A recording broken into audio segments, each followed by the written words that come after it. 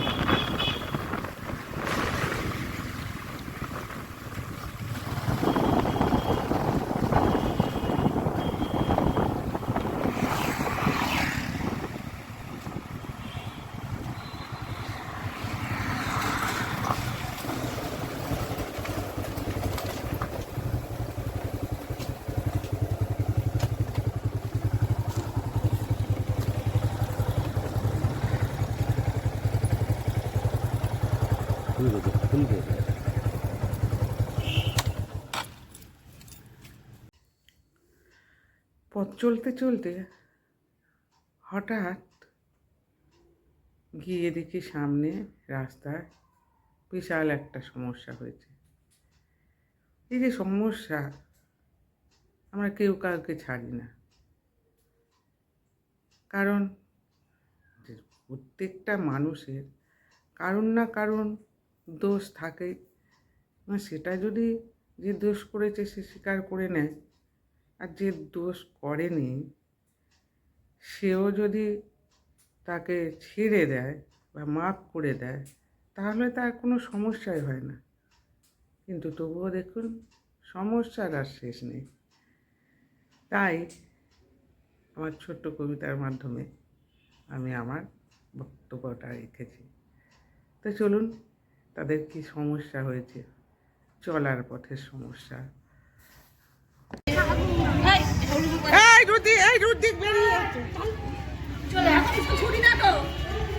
না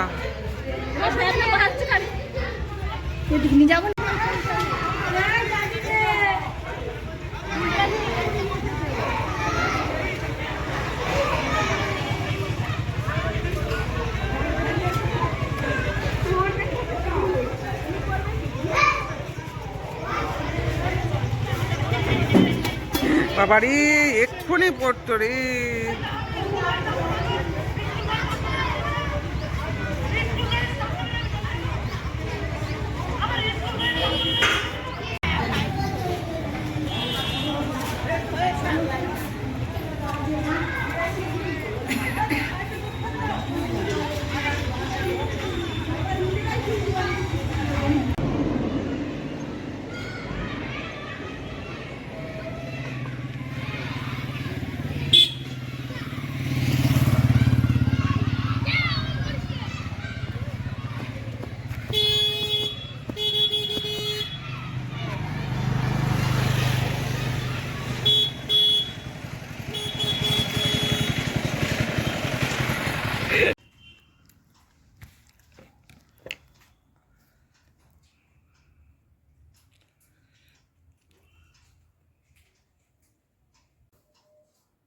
আজকের ব্লগটা যদি কারোর ভালো লাগে, প্লিজ শেয়ার, সাবস্ক্রাইব অ্যান্ড কমেন্টের মাধ্যমে আমাকে অনুপ্রাণিত করবেন, আমার এগিয়ে চলার পথ সুগম করবেন।